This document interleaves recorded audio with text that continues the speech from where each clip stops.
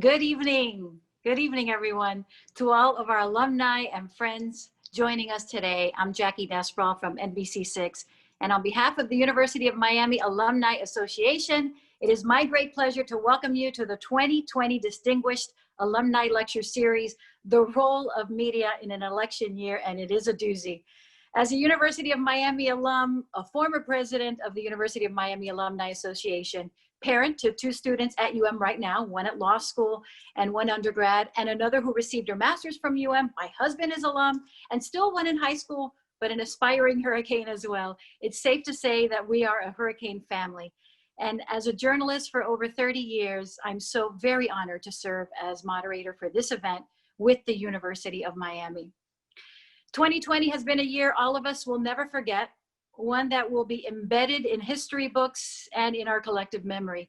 From a global pandemic that has affected each and every one of us in one way or another, a racial justice movement that inspired protests around the country, a record-breaking hurricane season that has already entered into the Greek alphabet, and it's not even over yet, fires out west which have charred millions of acres and destroyed thousands of structures and homes, and an election that could alter the course of our lives. I think we can all agree that this election year has been quite remarkable so far, and the topic of this lecture series could not be more relevant.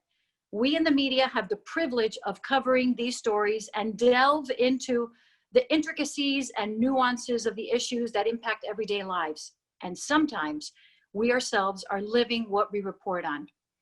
The ones that do it best can give a voice to the voiceless and provide the tools and information needed to give viewers what they need to make their own decisions. And I believe our alumni experts here today are some of the best in the business, in front or behind the cameras. They will share their views on the media's important role and responsibility, reporting on campaigns and elections, but the discussion will not touch on political views.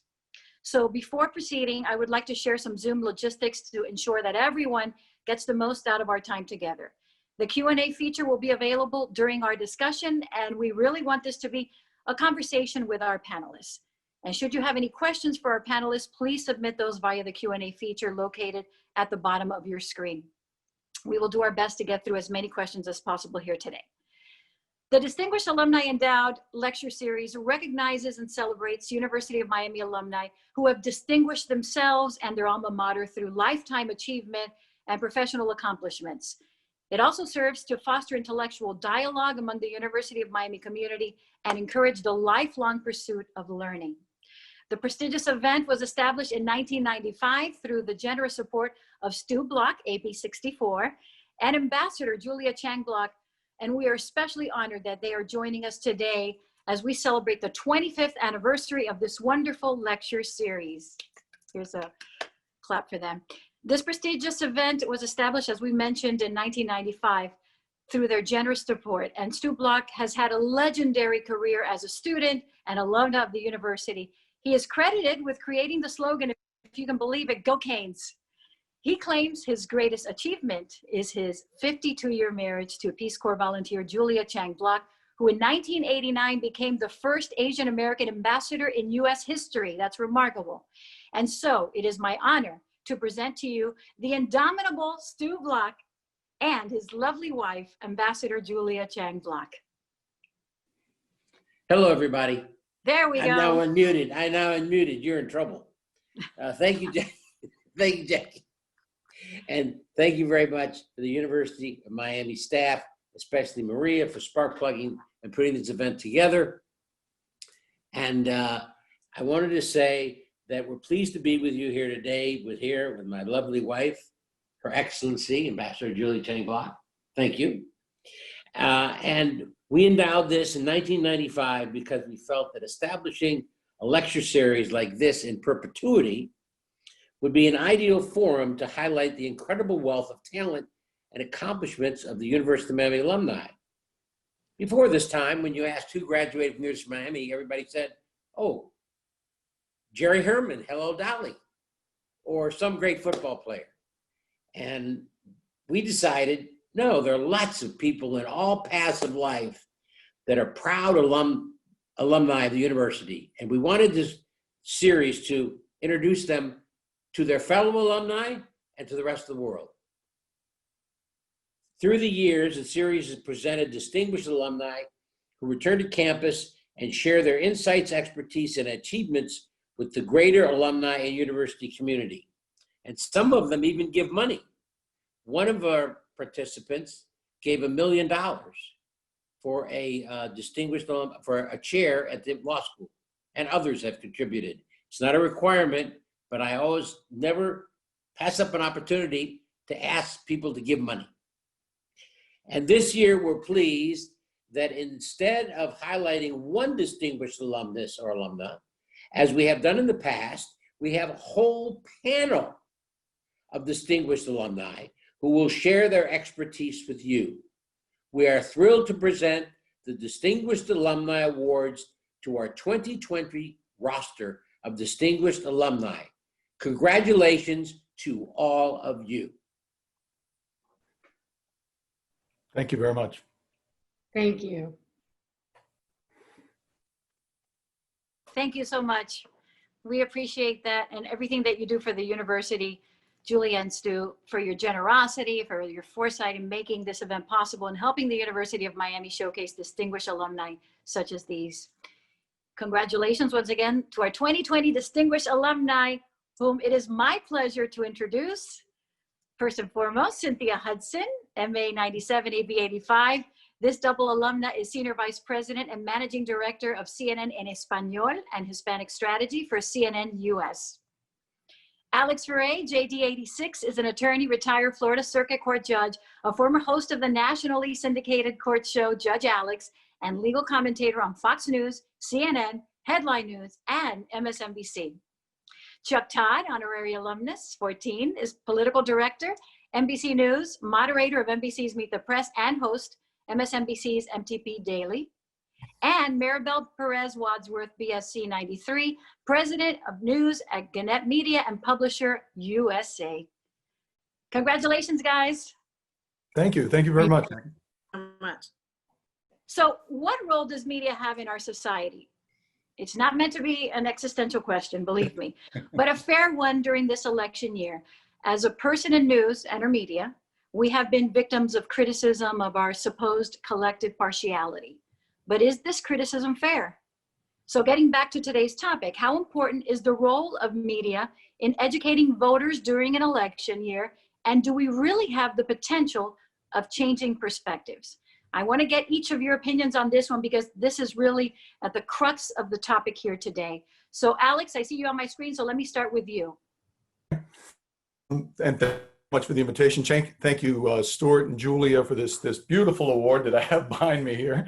I think the media is indispensable in informing, as your question said, in educating the voters.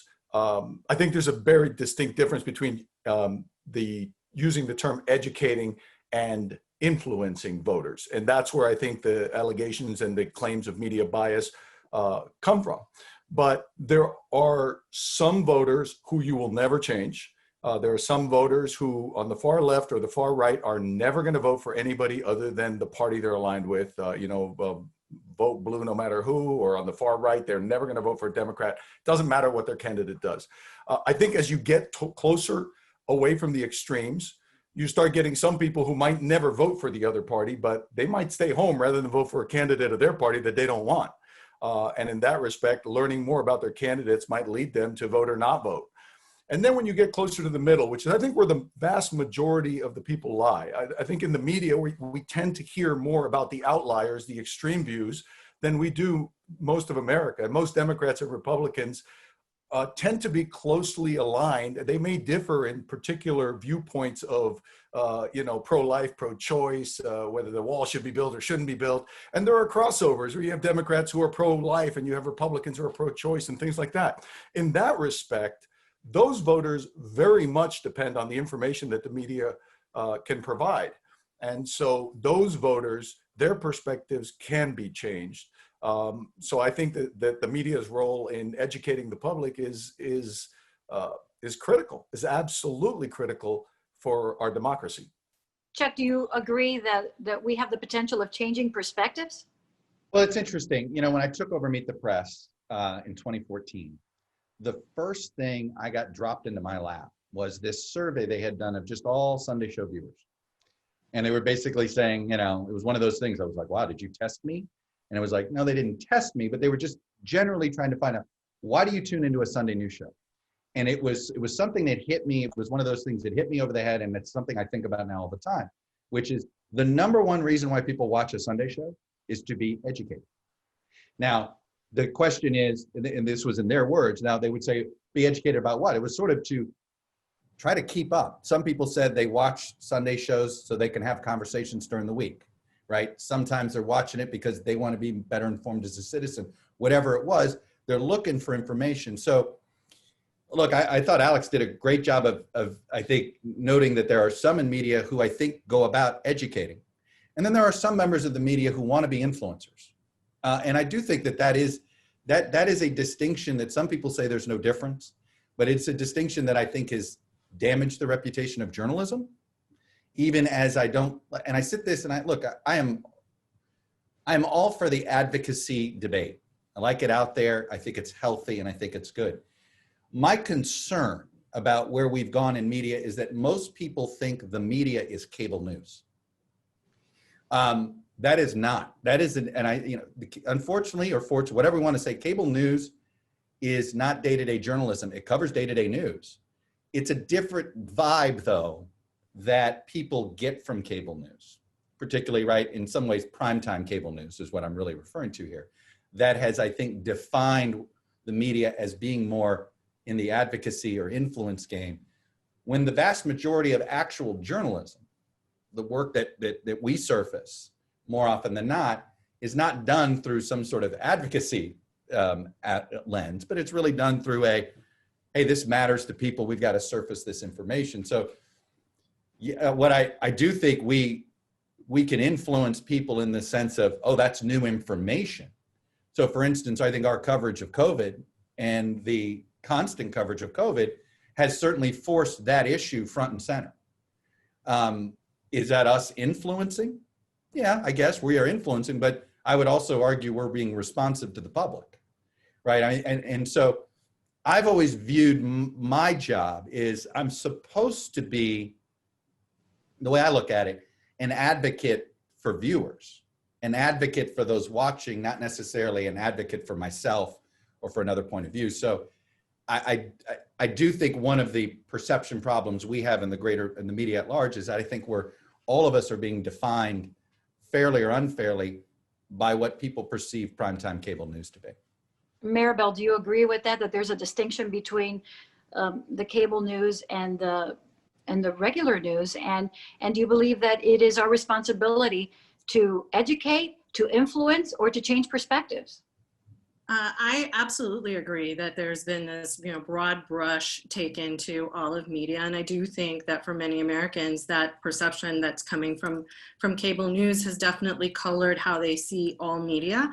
I would take it a step further and say that there's less of a distinction sometimes between the national media and local news outlets that frankly so many Americans rely on for really important information that is much more relevant to them and to their lives in every city that they live in. I obviously oversee USA Today, but I have 260 newsrooms across this country, from Indianapolis to Little Chillicothe, Ohio. And I will tell you that this noise that sits at the national level is I think affecting their ability to get really vital, really important information about the choices they have to make in this election at the local level, where I believe we absolutely have an important role to help educate, to illuminate on the issues and the candidates' positions on the issues. And that's a really, really important role we play.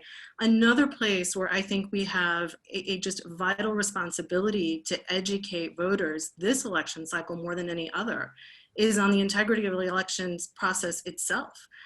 This is a time where that is coming under assault.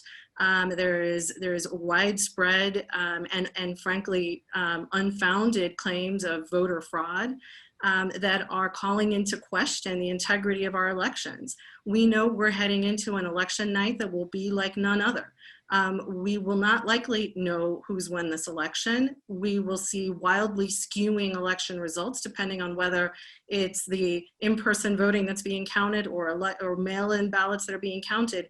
We need to right now be explaining all of this process in a much better way to our readers and viewers so that they're prepared and have expectations set for what election night's going to be, or we're going to see these claims of fraud and problems with the integrity of the election could spill over into days following the election that I think are going to be quite tense. Cynthia, does the perspective change for Hispanic voters? So the way that the information is disseminated to viewers in Spanish television, and do they have the potential also of changing perspectives within the Hispanic community? I think, again, I think the role of the media, and I want to go back to the essence that we're talking about. I mean, I think the role has to go back to the original concept of the Fourth Estate. Our role is to check the process of democracy. And so truth, transparency, and transformation is what we are supposed to be about. And for whether you're Hispanic or not Hispanic, our role is to be able to give you information for you to make the wise choices that you need for your life, whether it's in English, whether it's in Spanish. And when we talk about cable news, I want to clarify for everyone that's listening. We have basically created networks, and when we talk about news, and I take offense a little bit to the broad brush strokes, because we have networks that call themselves news at night, but there isn't a single journalist presenting the news. They are doing programs called news, but none of those people are journalists. And they have a news brand, and they are basically propagandists.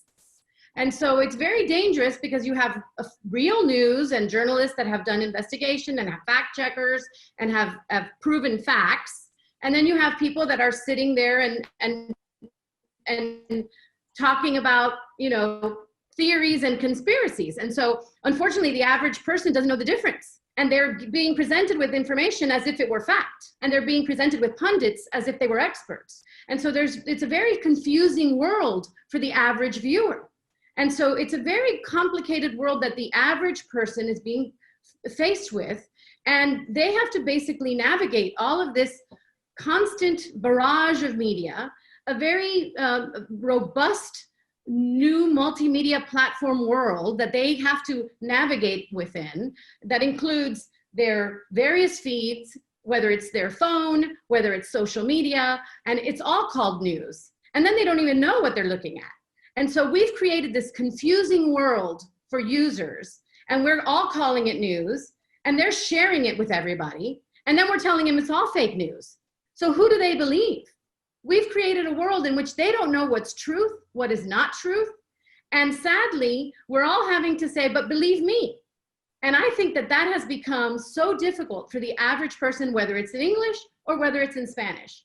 And so I think it's incumbent upon us as journalists to take a step back and say, how are we in the world of today as journalists, as in a school of communication, going to help people understand how to discern truth, how to understand the importance to a democracy of conserving and preserving the truth, and how to distinguish how important that is in a democracy.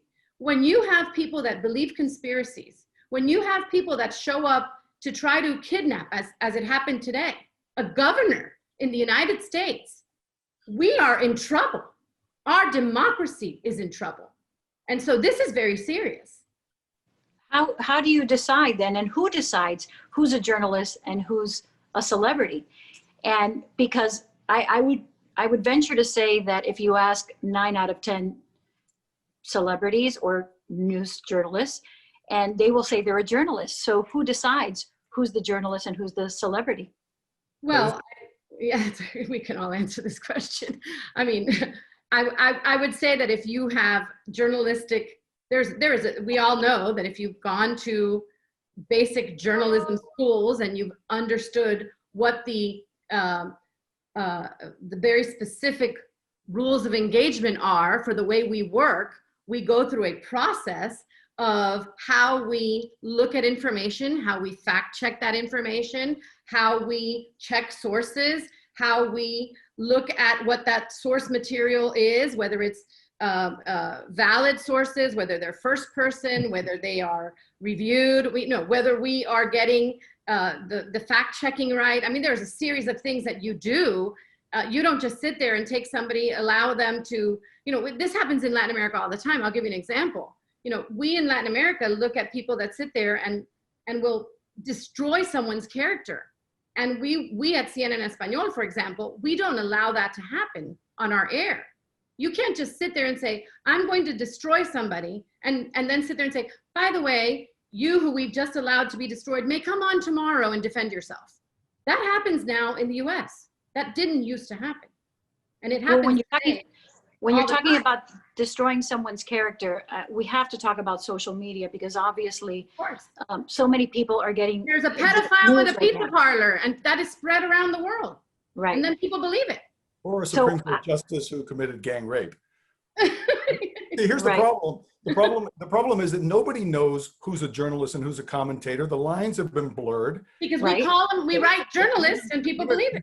You can't go by degrees, because just because somebody has a degree in journalism doesn't mean they're really behaving as a journalist. Or ethical. In many respects, being a journalist is similar to being a judge. As a judge, there were very many decisions I had to make that I completely disagreed with, that I did not like. Some still bother me till today, but they were the law. And when I became a judge, I took an oath to uphold the law. And like it or not, that's what I had to do. Now, there was a safety net. If I decided to go off on a lark and say, hey, you know what? I know this confession is supposed to be suppressed, and I know they violated the defendant's Fifth Amendment rights, but I'm not going to do that because I want this guy to get convicted. And by the way, I have to run for re-election and be a lot more popular if I didn't suppress the confession. Well, it would go up on appeal to the appellate court, and the appellate court would slap me for not doing my job, and then they would suppress the confession. And that's the role of a judge. We all make tough decisions that we don't agree with. Journalists, I'm sure, have to report stories that they don't agree with. They have to report both sides when they perhaps only agree with one side, but they know that there's another side. They're not the only one with an opinion. So their job, I believe, as a journalist is to present both arguments, regardless of the fact that they agree with one. And that can be difficult. I will agree that when you have an opinion, a strong feeling about something, presenting another side that you don't agree with has got to be very difficult. We do it as judges all the time, and it's hard. If you can't do that as a journalist, then perhaps that's not the career for you. But having a degree doesn't mean you will. The thing is, it's a very subjective question here, and response as well, because integrity in journalism should be the goal for all of us who are journalists. And that is one of the criticisms that we get so much. So my question is, what practices do you take to be fair and balanced? Chuck, I will ask this of you, because you have a Sunday show and you. Right. Well, I'll tell you this, and I emphasize the word fairness. There's no such thing as balance. You can't balance truth. And I've always said, right, we know that was a wink, right? We know what the word balance, that was a Roger Ailes creation. Don't do a wink, right? Fairness is the issue. And it goes to what Judge Alex just said, which is it is about being fair. And that's the way I look at it. It's always about fairness. But let me tell you our biggest problem in our industry. The industry problem is what? We're for profit, right? And the problem is there's all sorts of, and I could get here, with our social media issue is there's too many print organizations, and I say print, we know nothing is print now, but sort of the idea that you have to puff up a headline to make it clickable, right? Clickbait. Right. So you have this incentive structure that is that, right? Pushes that. Cable primetime, the incentive structure is ratings, right? You are not getting rewarded for accuracy. You're getting rewarded for fame and celebrity. I mean, one of the biggest problems we have is it's been celebrified, right? The media has been celebrified. It is almost, how do you get influence as a new media organization? Well, if you have enough eyeballs, you can suddenly be an influencer. See Matt Drudge, right? In some ways, the first, before there were Instagram influencers, there was Matt Drudge, right? And it was just simply, he had the eyeballs. So one of the problems in trying to, is that somehow people get power in the media by simply having a following. And we haven't figured out how to weed that out, or how to create accountability for those people that do ascertain this power, right? Take a Rush Limbaugh. There's no accountability for him, right? It's a for-profit business, but there's no accountability. There is no editorial guidance over his head. There are at some of these name brand organizations that Cynthia was winking at there, and I think we're all knowing what we're winking at here. They have made a business decision not to have not to create different editorial parameters. My concern is if more and more media companies go down that road, and that's a concern Very dangerous. everywhere. And if we go down that road where essentially it is he or she who is popular is the press, where's the accountability? Where is this is where things get off the rails. And my concern is that we're way too far headed in that direction right now. And we have another issue, and I want to go back to that issue of integrity and balance and fairness. And the word balance, and I agree with Chuck, is very dangerous, because there's something about being truthful and saying something that is standing by truth, meaning and understanding what is acceptable or not as a human being. There is no other side to white supremacy. It is evil. There is no other side to the story of a Nazi. There is no other side to the story of ethnic cleansing. It's an evil story. So don't give me balance on another side of things that are pure evil to humanity. And we must take a stand on things as humans and humanity and society that we, like ISIS, there is no other side to that story. There's no other side to 9/11. And so when we start creating degrees of okayness, we get QAnon. We get people that start saying that Sandy Hook didn't happen. And this is what has happened in some of these crazy circles that create conspiracy theories. This is what happens, and our society is going down those crazy rabbit holes. And so I start worrying when the fair and balanced starts going down rabbit holes. And this is what you start seeing in our society in weird ways. And so there is no other side, and we cannot allow our society to become so devalued that we start allowing another side to some story that is totally against the principle that, again, as a fourth estate, as George Washington once said, fear then when we do not have a free press to create the checks and balances our nation needs. And so But our nation right now, Cynthia, is living in a very it's divided country. It's bizarro because we don't respect the press. We now have a person that says we are the enemy of the people. This is what happens in third world nations. All the dictators in history have called the press the enemy.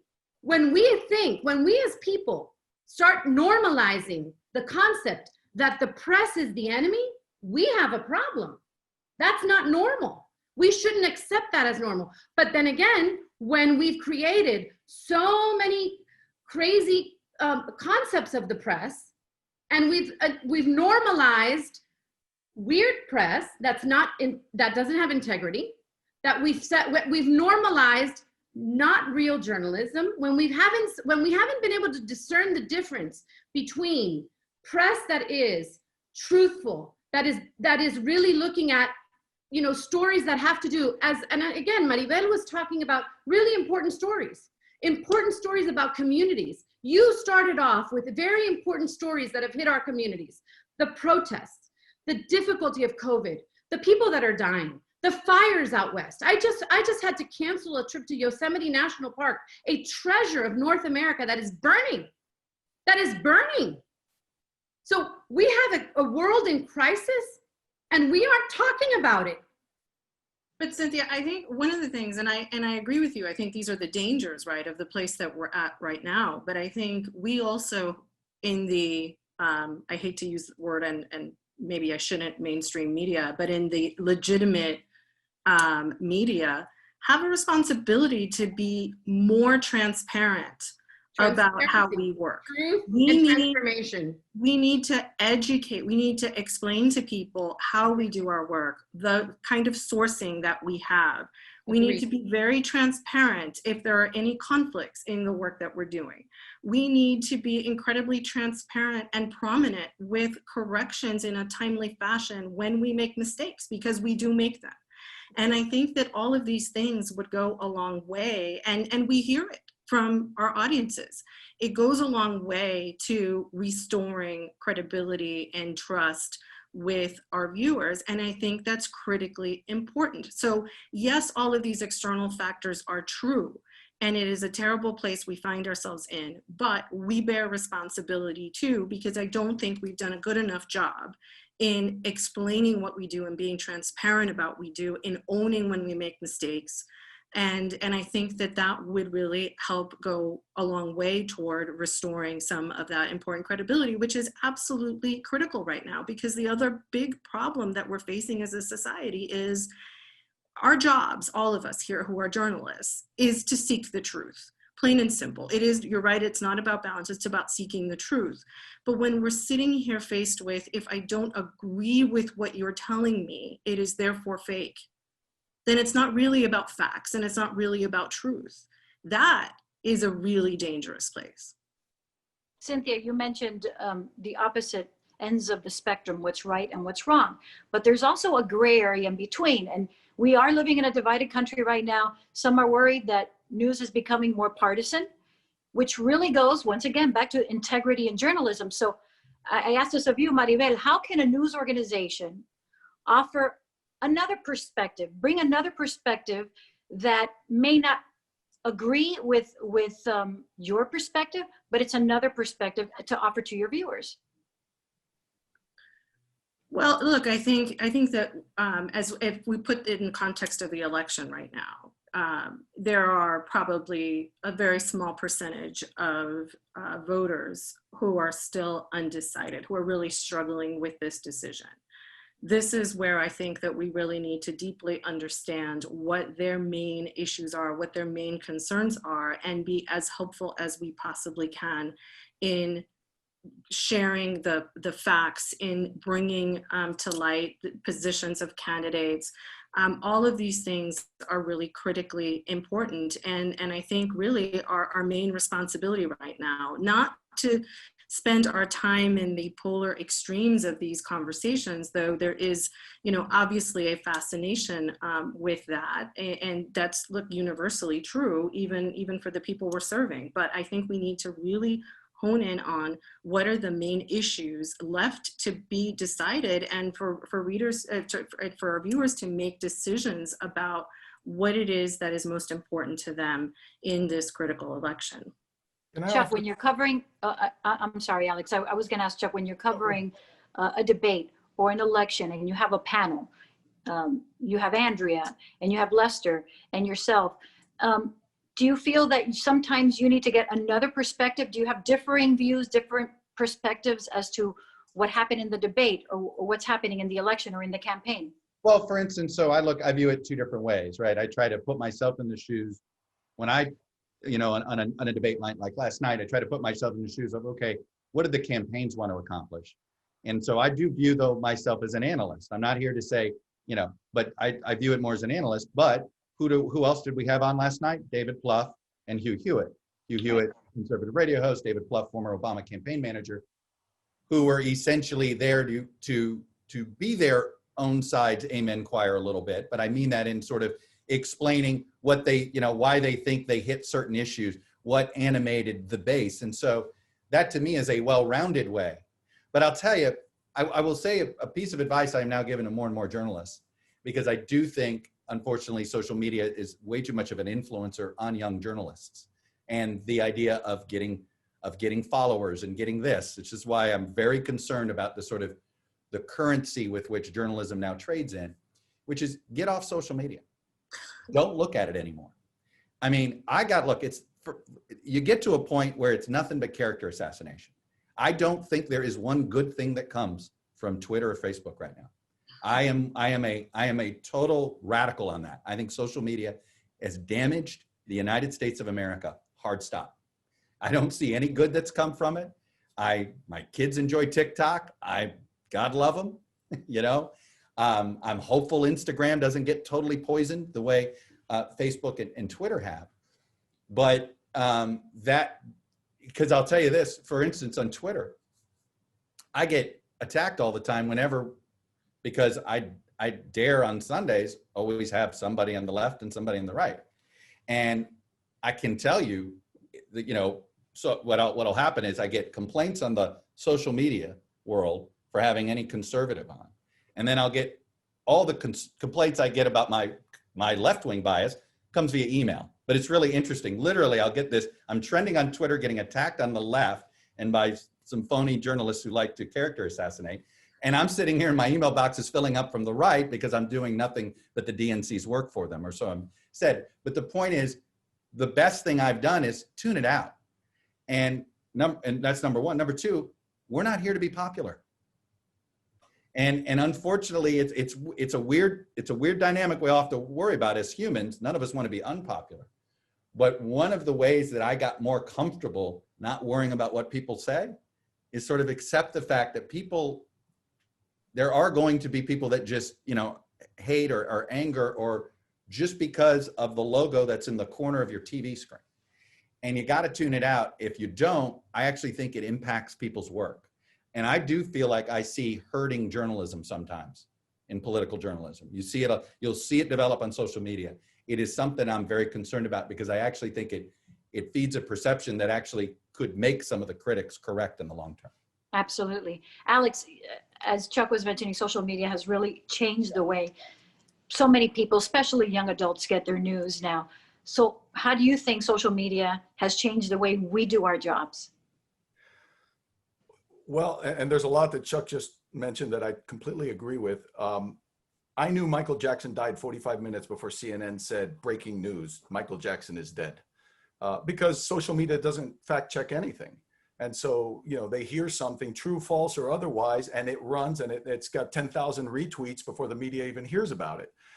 I think, unfortunately, that there is pressure on the media to keep up with that because, you know, you're no longer current, you're no longer the news. If you all of a sudden say Michael Jackson died and everybody goes, yeah, we knew that, you know? So I think that there is a pressure to not do the fact checking that you should do as responsible media in order to still be first or close to first with the news. And I think that's happened an awful lot. And then what happens is it's proven wrong, and then you get criticized for, you know, not being trustworthy or being wrong. And I think that hurts the credibility of the media. And I think if honestly, if you want to try to work on getting an improved perspective from all viewers, not just the ones who loyally tune into your channel, whether you're Fox News or CNN every week, then I think a couple of things would help. I think balancing it out, and yeah, nobody is standing up for white supremacy. Nobody's saying, hey, when you know, we're going to have on somebody who's going to say that white supremacy is good because we had somebody on that said it's bad. We're talking about those issues in the middle, whether it's pro-life or pro-choice, or the things that people agree or disagree on. Don't just provide one side. Don't have a token Republican or Democrat that you put out there who doesn't really argue the point, just so that you can say, hey, look how balanced we are. Because the true people who are Democrat or the true people who are Republican know that person is not really carrying the weight for the argument. And I think that goes a long way. But more importantly, when you're going to present a case or an argument or a point against somebody based on an allegation, whether it's Trump or it's Obama or whoever it is, I would say, as a media outlet, ask yourself how you would handle that if the allegation were made against the one who you're more politically aligned with. If an allegation is made against Trump, because he's president now, if an allegation is made against Trump, before you run with it, or as you go to investigate it, I would say ask yourself, if they made the same allegation against Obama, would we run with it? Would we investigate it the same way? If you would, then I think you're good. But if you would ask the question differently, because a lot of the times it turns on how you present it and how you ask it. I mean, I look at I don't even watch the White House press corps anymore because it's so acerbic. I can't imagine those reporters asking Obama questions with that tone of voice, with the goal of the question being nothing more than to embarrass Obama. I can't imagine that happening. And I think if they asked themselves that question, they would come off better. You're not going to damage Trump. Everything about him is baked into the cake. What's going to happen is you're going to bring yourself down to what you view as the same level as him, and you're going to damage the reputation of journalism. So I think that would go a long way to making people who are on the fence. You're never going to convince the far extremes, but people who are on the fence are going to start moving over and saying, look, that this media outlet gives a fair shake. And I think that's critical because those are the ones you have to win over. Alex, before we Cynthia, I just have to take a pause and before we delve into more of this topic, we do have some questions that have come in from some of our viewers. So we do want to touch upon some of those. And I also ask our viewers out there that if you'd like to submit a question, you can do so by using the Q&A feature. So this is for you, Cynthia, because the Hispanic vote more than ever could have a very real impact on this election, of course. I know that in the state of Florida, it will be so. So what is the difference in coverage? We touched upon this before. Is there a difference in coverage between English and Spanish media?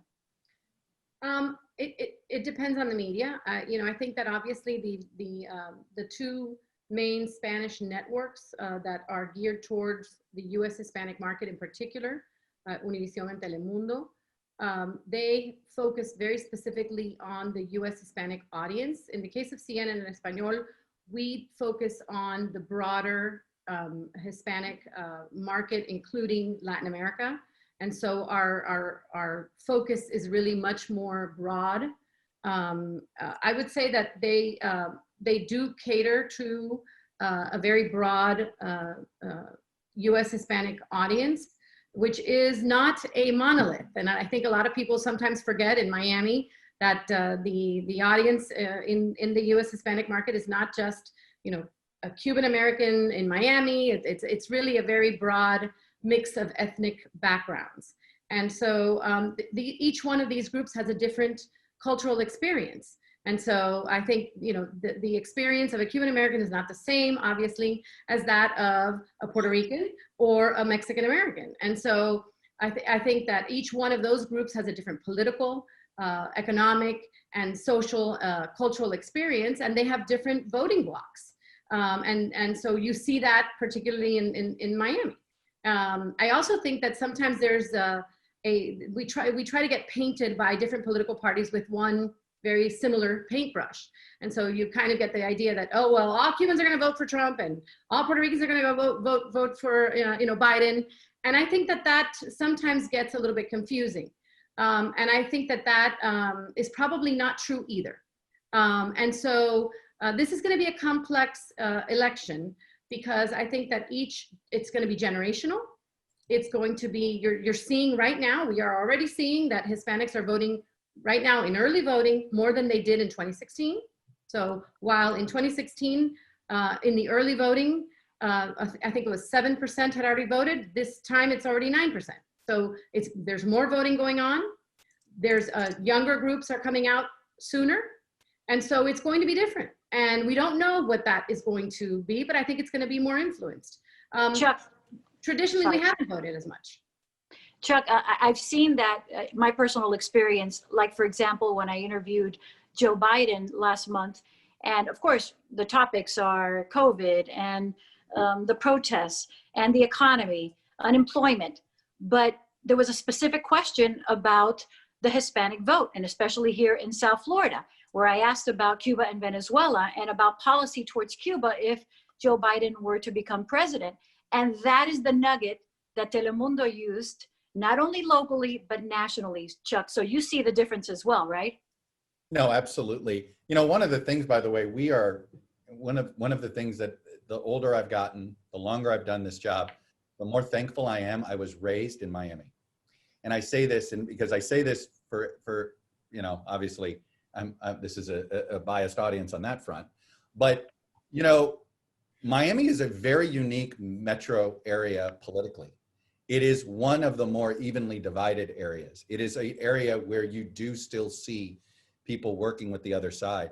You do still see crossover voting. You do still, you can, you know, look, there ain't many cities in America that have a Republican mayor, okay? There are not many cities in counties in America that have a Republican mayor or Republican county exec. At the same time, who's within that district or two congressional, you know, two Democratic, you know, the point is that it is fascinating. And I will say this, journalists that were basically born and raised in the Northeast versus journalists who have come from anywhere else outside of the Northeast corridor. I call it the Acela corridor because of the train. In general, you do find there is just, it's because if your formative years were more bipartisan, and I would say my formative years growing up in Miami, in the last 50 years, Miami has been a bipartisan city, I would argue. I mean, there's no doubt. I always joke, I was in Miami when it was Miami, right, Jackie? There was a time. Yes. It was Miami. And certainly when it was Miami, it was one thing.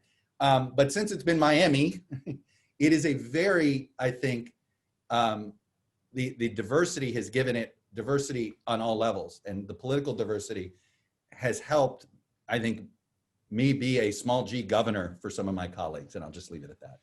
Okay. We don't have much time, but I do want to ask this question because we saw a vice presidential debate yesterday that was more civil, that we got some conversations about issues that the voters can really delve into and learn more about each campaign. We saw a presidential debate which was completely off track, name calling, interruptions, and the like. Are debates still important in this country, A, and B, will they make a difference in the mind of the voters? Have voters already made up their minds? I'll answer very fast and quickly. It's pretty clear to me the first debate mattered a lot. Now the question is whether that's going to matter, how long this debate, but there's no doubt that that debate mattered. Look, the only way to fix that debate is for one person to fix his behavior, right? And that's you know, what I don't want to see us do is try to figure out how do we make the debates better when, well, we have one person who's not really following the rules. That's not the issue. I'll tell you this, I moderated a remote debate this year. I don't know if you've gotten to moderate any virtual debates this year. I have. You're doing one right now, technically. But I did a Virginia Senate debate. And you know what? You know what you didn't get was too much bickering. You actually got so-and-so to answer question, so-and-so to answer question. In this environment, it was a breath of fresh air. It's not the most entertaining debate for a viewer. If you're looking like my 13-year-old, he loved the first debate. He was bored by last night's debate. I'm like, but he's a 13-year-old boy, right? Right. He was fired up about it. He goes, they're really, and I'm like, all right, that's not good, you know, buddy. And he likes wrestling. He's 13-year-old. So in that sense, debates are more important than ever, but this year I'd like everybody in a glass booth. Alex, you agree with that?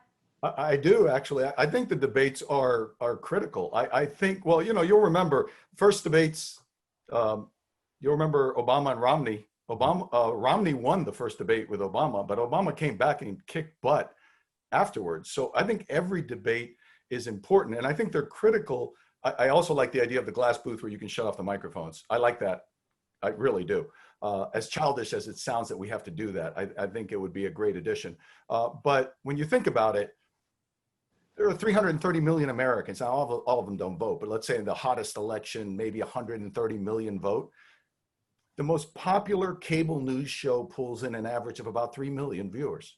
If you're talking, and there are a lot of cable news shows during the day, but frankly, there's a lot of audience that's just duplicated. You know, there's a lot of people who turn on Fox News or CNN and leave it on all day long and they get counted. So you're not really reaching that many people. Well, if you're talking about print, you know, Maribel knows a lot better than I do. I don't know what the circulation of USA Today is. I imagine being digital and print, it probably pulls in about 1 million, 1.5 million, somewhere in that range. So how many people are you actually reaching through the media? The debates, they will tune in. And if they're done properly, and there's all kinds of reasons why debates aren't done properly. You know, sometimes it's the individuals who are debating. Sometimes it's a moderator. You know, we all remember Candy Crowley stepping in to tell Romney he was wrong when he challenged Obama about something he said, and it turned out Candy was wrong. She was wrong for challenging him to begin with, because that wasn't her role as moderator.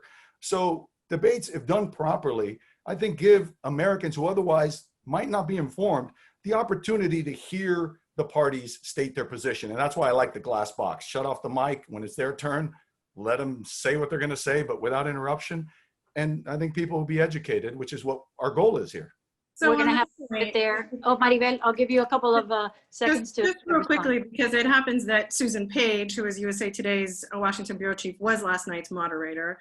And on that point of shutting off the mics, her view, and I think she makes a good point, even in those moments when candidates are over talking each other and they're going on longer and they're failing to answer the question because they'd rather state what they want to say, that is also instructive to the voters. They're learning a lot about those individuals and are able to compare and contrast. And I thought what we saw last night was a much more serious and substantive debate than certainly the first, which was theater and not really a service to voters. Cynthia, last quick thought. Again, I just want to say that our job is to provide truth, transparency, and more importantly, transformation. And hopefully we'll get back to doing that. And I agree that, you know, we need to get people to focus on the value of journalism and hopefully get through this nightmare of really the reality TV portion of too many sources that are clouding the water and really hurting our democracy. Boy, we could have this discussion for 2, 3, 4 hours, but we're going to have to leave it there. We thank you so much to our panelists, to Cynthia, to Maribel, to Alex, and of course to Chuck. Thank you so much. I love your perspectives. Once again, congratulations on your award. But before you go, I would like for you to join me in welcoming Karen Wilkins, Dean of the University of Miami School of Communication, for an update on the school and new initiative on communication literacy. Take it away.